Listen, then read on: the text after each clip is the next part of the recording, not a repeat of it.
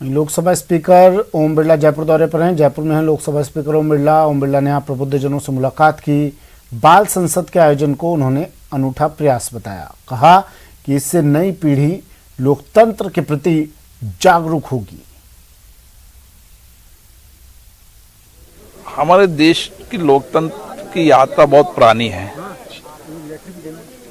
प्राचीन सभ्यता और हमारी संस्कृति में लोकतंत्र हमारे कार्य में, विचारधारा में, हमारी सामूहिकता में से हमेशा रहा है और इसीलिए दुनिया के अंदर भारत को लोकतंत्र की जननी कहा जाता है। हमारे गांव के अंदर पहले आपसी सहमति से, आपसी विचार विमर्शों से कई निर्णय फैसले होते थे तो पूरा गांव मानता था। इसलिए लोकतंत्र हमारे रग रग में बसा है। आज़ादी के बाद हमारी संवैधानिक लोकतांत्रिक व्यवस्था को 75 वर्ष होने जा रहे हैं। लोकतंत्र के अंदर लोगों की और सक्रिय भागीदारी बने। देश के आने वाली पीढ़ी लोकतंत्र में सक्रिय भागीदारी, सहभागिता निभाए। जितनी आम जनता की सक्रिय भागीदारी होगी, सहभागिता होगी, उतना ही लोकतंत्र सशक्त होगा, मजबूत होगा। शासन की जवाबदेही ठीक से होगी, कार्यपालिका पे ठीक से नियंत्रण होगा। इसलिए आज आवश्यकता है कि लोकतंत्र के अंदर आम जनता की भी सक्रिय भागीदारी होना चाहिए, विशेष रूप से देश के नौजवानों की, युवाओं की, आने वाली पीढ़ियों की, ताकि हम संविधान को भी जानें, संविधान को भी समझें और संविधान को जानने के साथ लोकतंत्र के अंदर हमारी सक्रिय भागीदारी है। देश प्रदेश के हर घटनाओं पर, हर मुद्दों पर, हर चर्चाओं पर कानून बनाते समय लोगों की भागीदारी हो। और ये अगर प्रयास शुरू हो गया तो मुझे लगता है कि जो कानून बनते हैं उस पर कानून जनता के हित में बनते हैं, देश के हित में बनते हैं, लेकिन उसमें आम जनता की सक्रिय भागीदारी होगी तो निश्चित रूप से एक बेहतर लोकतंत्र की दिशा की ओर हम कार्य कर पाएंगे। लोकसभा की प्रोडक्टिविटी बहुत ही जबरदस्त रही है, तो इसके पीछे की आपकी सोच क्या है? सभी लोकतांत्रिक संस्थाएं जितनी भी हैं वहाँ पर अच्छी चर्चा होनी चाहिए, संवाद होना चाहिए, वाद विवाद होना चाहिए। सहमति असहमति हमारी लोकतंत्र की विशेषता है, लेकिन इन सभी संस्थाओं को में कार्रवाई ठीक से चलेगी तो शासन की भी जवाबदेही होती है और कार्यपालिका पर नियंत्रण होता है, पारदर्शिता आती है। इसलिए सदन में चुने हुए जनप्रतिनिधि भी सक्रिय रूप से भागीदारी निभाएं सदनों में और सदन के माध्यम से सरकारों की, शासन की जवाब देते हो। कार्यपालिका में पारदर्शिता है, वो जवाबदेही बने, जनता की अभाव समस्याओं का समाधान करें और जितनी। चलिए वक्त एक ब्रेक का है, जल्द हाजिर होंगे।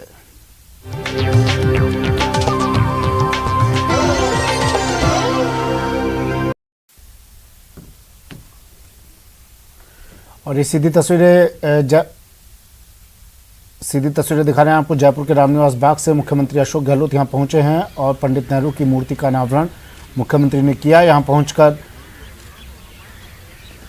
रामनिवास बाग से ये सीधी तस्वीरें पंडित जवाहरलाल नेहरू की मूर्ति का अनावरण करने के लिए मुख्यमंत्री यहां पहुंचे हैं।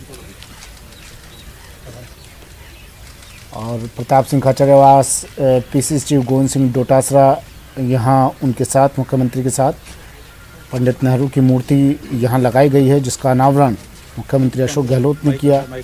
और इसके बाद वृक्षारोपण करते हुए, पौधरोपण करते हुए, पौधों को पानी देते हुए संदेश देने की कोशिश करते हुए कि हरा भरा रहेगा राजस्थान तभी आगे बढ़ेगा राजस्थान। स्वच्छ वायु के लिए, पर्यावरण प्रदूषण को रोकने के लिए एक ही संदेश भी दिया जाता रहा है पौधे लगाकर।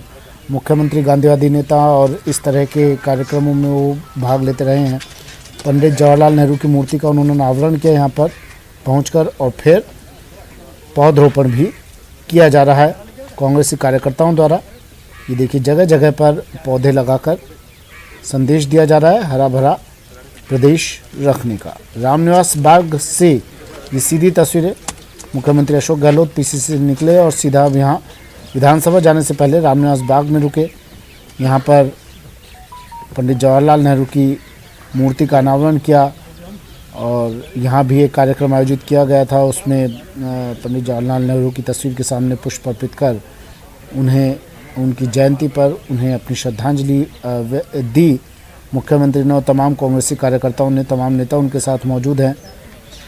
गोविंद सिंह डोटासरा, प्रताप सिंह खाचरियावास और देखिए अर्चना शर्मा भी दिखाई दे रही हैं और कई प्रमुख चेहरे पार्टी से जुड़े हुए, संगठन से जुड़े हुए, सरकार से जुड़े हुए यहाँ पर दिखाई दे रहे हैं।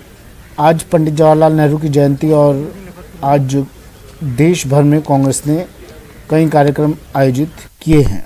उसी कड़ी में जयपुर के रामनिवास बाग से ये तस्वीरें।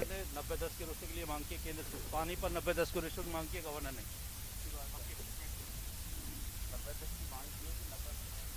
सेंटर थे, राज्यपाल ने किए।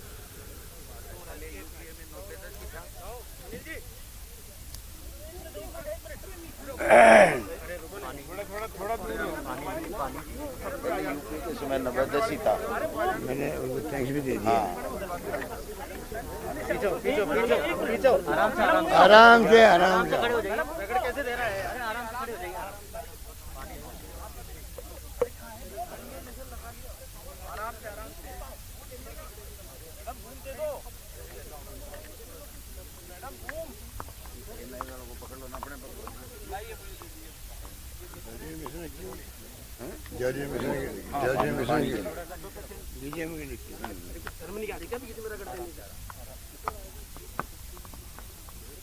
देखिए, भारत सरकार को जो संघीय ढांचा हमारे देश का है लोकतंत्र में, उसमें राज्यों को कैसे मजबूत करें, क्योंकि विकास जो होता है गांव तक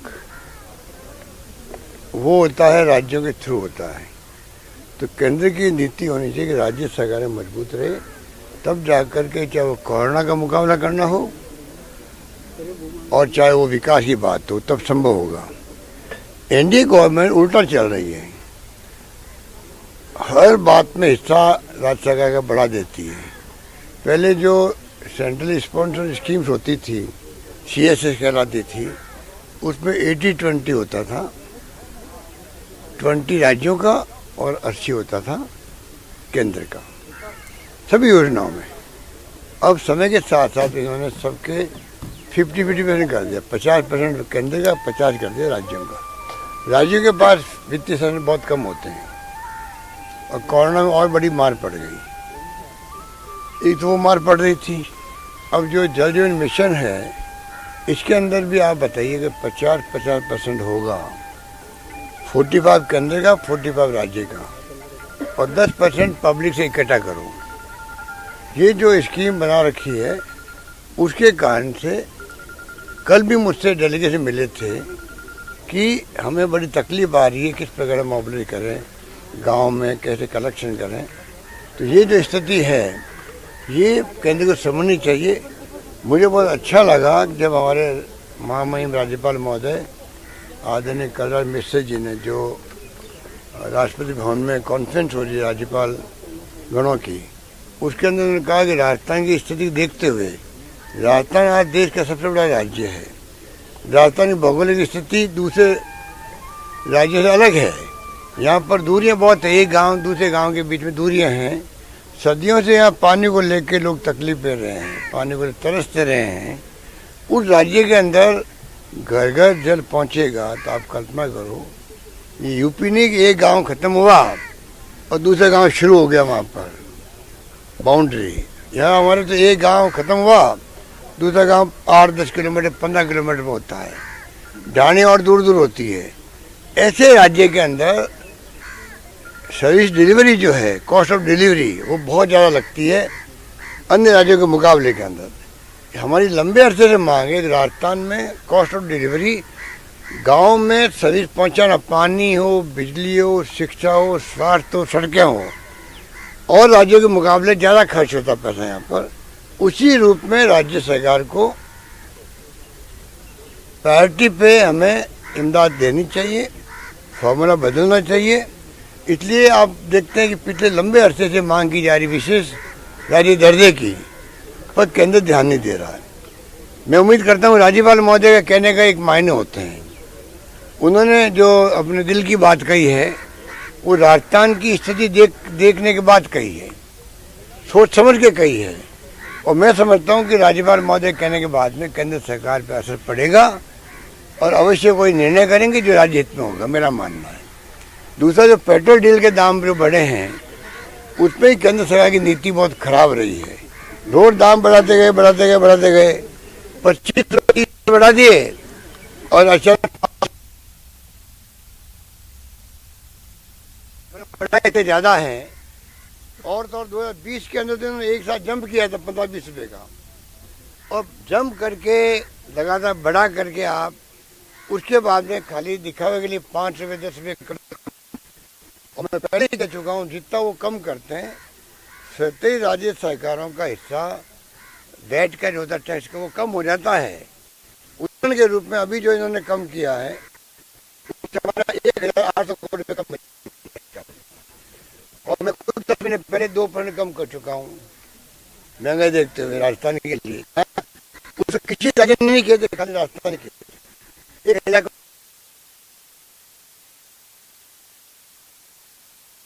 और कम कर दो। आप कम करोगे तो हमारे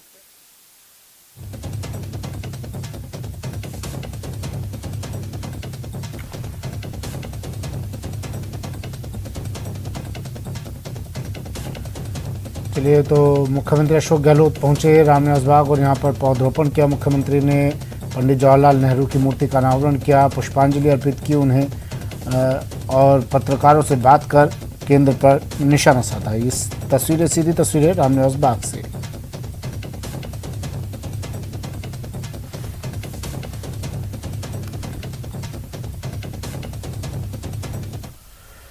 आज विधानसभा में बाल संसद आयोजित की जाएगी। सुबह 11 बजे विधानसभा में ये सत्र आयोजित किया जाएगा। 15 राज्यों के 200 बच्चे संसद में हिस्सा लेंगे। 200 बच्चे विधानसभा की कार्यवाही में शामिल होंगे। प्रश्नकाल, शून्यकाल में बच्चे अपनी क्षमता का प्रदर्शन करेंगे। यानी आप अमूमन जिस तरह की संसद की कार्यवाही देखते हैं, विधानसभा की कार्यवाही देखते हैं, लगभग वैसी ये कार्यवाही होगी। प्रश्नकाल भी होगा, शून्यकाल भी होगा, और ये बच्चे आज प्रश्नकाल और शून्यकाल में अपनी योग्यता दिखाएंगे। बाल संसद में 1 घंटे का ये विशेष सत्र आप समझ लीजिए बच्चों के लिए आयोजित किया गया है। बच्चों की सरकार कैसी हो इस पर चर्चा की जाएगी।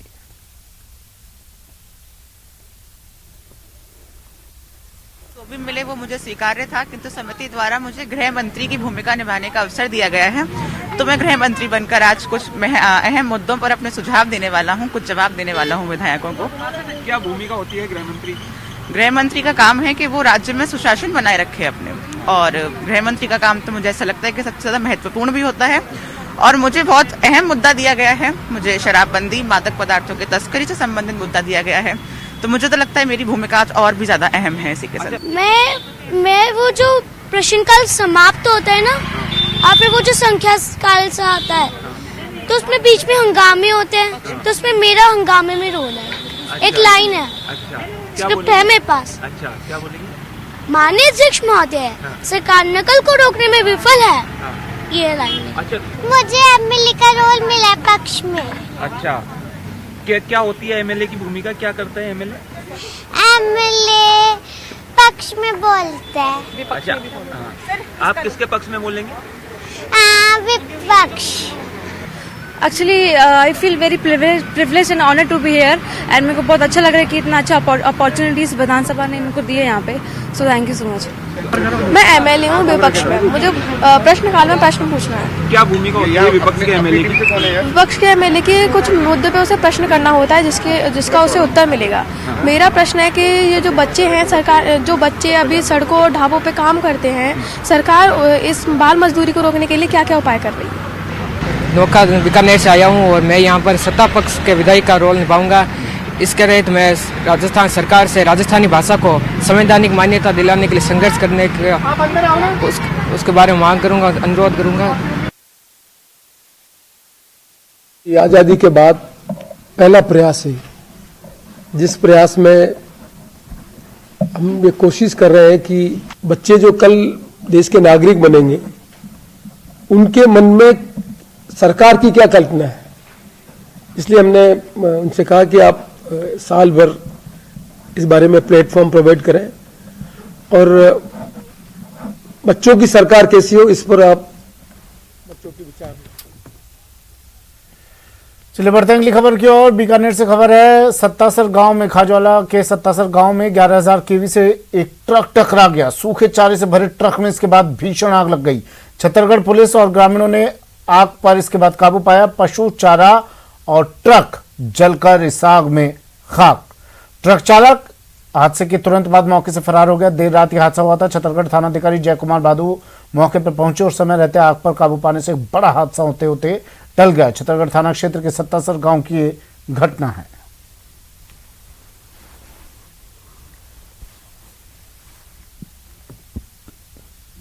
झुंझुनू के सिंघाना में सड़क हादसे में 3 लोगों की मौत हो गई। यह हादसा मुरादपुर गांव के पास हुआ, जहां रोडवेज बस और बोलेरो की टक्कर हो गई, जिसमें बोलेरो सवार एक युवक की मौके पर ही मौत हो गई। 2 युवकों को गंभीर हालत में जिला अस्पताल ले जाया जा रहा था, लेकिन बीच रास्ते में ही दोनों ने दम तोड़ दिया। हादसे के शिकार सभी लोग सांबलोद गांव के रहने वाले थे। हादसे में मारे गए कर्मपाल और देशराज दोनों सगे भाई बताए जा रहे हैं। में 3 पेशेंट को लेके आया गया, जिसमें एक ब्रॉड डेड था एम्बुलेंस के द्वारा, जिसमें एक तो ब्रॉड डेड है वो एम्बुलेंस में था और 2 पेशेंट यहाँ काफ़ी सीरियस थे। दोनों में से एक की हालत ज़्यादा क्रिटिकल थी। दोनों को यहाँ पे प्राथमिक उपचार करके हायर सेंटर पीडी के झुंझुनू भेज दिया गया है और वो एम्बुलेंस में वो झुंझुनू। पश्चिमी राजस्थान में एक बार फिर बर्ड फ्लू का खतरा मंडरा रहा है। सैकड़ों किलोमीटर की यात्रा तय कर आए प्रवासी परिंदे कुरजा में इस बीमारी की पुष्टि हुई है। कापड़ा के तालाब पर मरी कुरजा में बर्ड फ्लू की पुष्टि हो गई है, जिसके बाद पूरा सरकारी अमला हरकत में आ चुका है। जिला कलेक्टर ने अधिकारियों की बैठक ली और बर्ड फ्लू से निपटने को सभी आवश्यक कदम उठाने के निर्देश दिए। मारवाड़ में इस समय हजारों कुरजा ने डेरा डाल रखा है।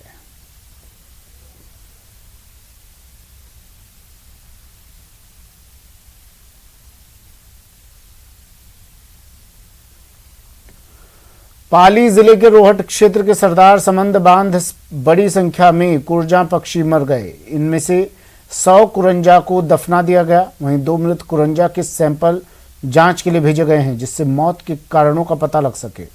पशुपालन विभाग के अनुसार कुरंजा की मौत का कारण बर्ड फ्लू होना लग रहा है। हालांकि सही जानकारी सैंपल की रिपोर्ट आने पर ही मिल सकेगी।